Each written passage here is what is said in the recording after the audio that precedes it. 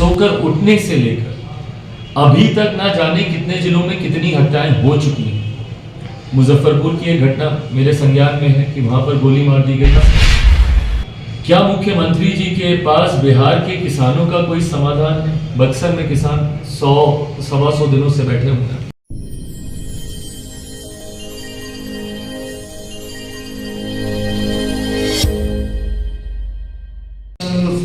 मुख्यमंत्री समाधान यात्रा के तहत जम्मू आ रहे हैं, किस चीज का समाधान करेंगे भाई? वो समाधान किस चीज का कर रहे हैं, पहले तो वही इस बात की जानकारी दे दें।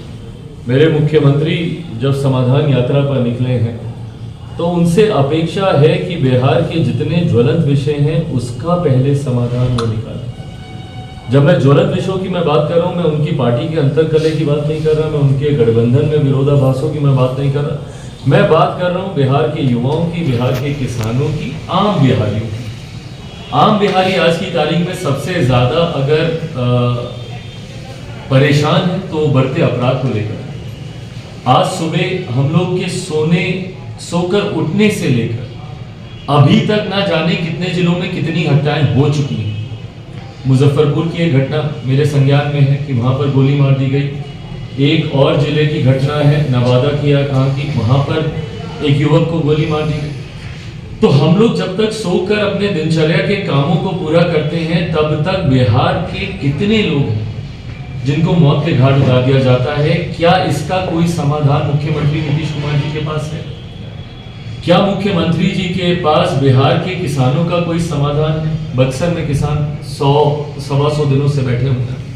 क्या उसका कोई समाधान है जो सिर्फ उचित मुआवजे को लेकर वहां पर वो लोग आंदोलन अनशन पे बैठे हुए हैं? या बिहार के पूरे बिहार के किसान जो अलग अलग समस्याओं से, खाद की समस्या हो, सिंचाई की समस्या हो, उससे वो लोग प्रताड़ित है, क्या उसका कोई समाधान है? सीटेट बीटेट के अभ्यर्थियों का क्या समाधान है मुख्यमंत्री जी के पास? बिहार में पेपर लीक होते हैं, उसका क्या समाधान है मुख्यमंत्री नीतीश कुमार जी के पास? शिक्षक हो, छात्र हो, इनकी समस्याओं का क्या समाधान है? पलायन मुख्यमंत्री जी का ही सपना था। 2005 में उन्होंने कहा था कि भाई मेरा सपना है कि जितने बिहारी पलायन करके बिहार से बाहर गए हैं उन सबको मैं वापस अपने राज्य में लेकर आऊं। जो मुख्यमंत्री लगभग 2 दशक में अपना ही सपना नहीं पूरा कर पाए, वो आम बिहारियों के सपने को क्या पूरा करेंगे? क्या उसके लिए कोई समाधान है? आज अलग अलग राज्यों में इन्वेस्टर समिट हो रहा है। उत्तर प्रदेश में संभवतः आज जिस वक्त हम लोग बात कर रहे हैं, प्रधानमंत्री वहां पर इन्वेस्टर समिट का उद्घाटन कर रहे हैं, जहां पर देश से ही नहीं विदेशों से इन्वेस्टर्स को बुलाया गया है उत्तर प्रदेश में निवेश करने के लिए।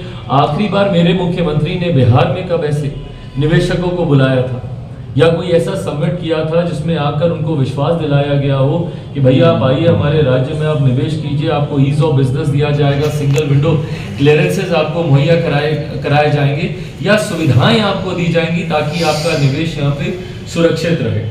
ऐसी किसी समस्या का क्या कोई समाधान है मुख्यमंत्री जी के पास? तो ये दिखावे की जो यात्रा मुख्यमंत्री जी का बताए ना, मुख्यमंत्री जी बताएं भैया जब आप कल जमुई आइए तो जमुई से जुड़ी हुई कितनी योजनाएं हैं जो आपके पास पड़ी हुई है इस जिले से जुड़ी हुई, क्या उसका समाधान होगा आपके पास?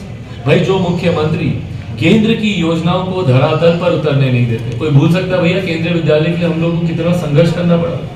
जब स्थानीय प्रशासन ने साफ मना हम लोग को कर दिया था कि हम लोग केंद्र की योजना के लिए जमीन नहीं देंगे, क्यों भैया हम लोग को रेलवे की जमीन पर जाकर आज केंद्रीय विद्यालय बनाना पड़ रहा है?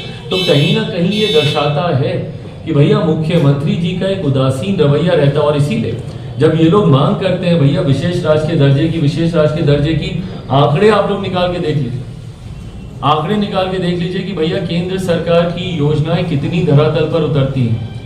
हमको खुद निरंतरता में एक एक छोटी छोटी योजनाओं के लिए, प्रधानमंत्री आवास से जुड़ी योजनाएं हो, विभिन्न पेंशन से जुड़ी हुई योजनाएं हो, उसके लिए निरंतरता में प्रशासन को, स्थानीय प्रशासन को कितनी बार हमको प्रयासरत होना पड़ता है कि भैया उन योजनाओं का लाभ धरातल पर उतरे। तो एक ऐसी सरकार और एक ऐसे मुख्यमंत्री जो अपने द्वेष की भावना की वजह से बिहार और बिहारियों के विकास को रोकते हो, क्या उसका कोई समाधान है? तो ये दिखावे की समाधान यात्रा करने का कोई लाभ है नहीं और अभी तक कोई लाभ दिखा भी नहीं इस यात्रा तो आप तो संसद भवन में भी जाके वहाँ बताए थे कि संसद में की विधि व्यवस्था चौपट है, उस पर सवाल भी उठाए, तो उस पर क्या कार्यवाही हुई? क्या भारत सरकार इस पर या गृह मंत्रालय क्या एक्शन लिया आपके सवाल पर? भाई कानून व्यवस्था भारत का संघीय ढांचा, ये हम सब लोग जानते हैं। हम सब लोग पढ़े लिखे वर्ग से आते हैं, सबकी जानकारी में है कि भारत का संविधान भारत के संघीय ढांचे को अधिकार क्षेत्रों में बांटता है। फेडरल स्ट्रक्चर के हिसाब से हमारा देश काम करता है। और फेडरल स्ट्रक्चर में जहाँ कई अधिकार केंद्र सरकार के पास होते हैं, तो वहीं कई अधिकार राज्य सरकार के पास दिए जाते हैं।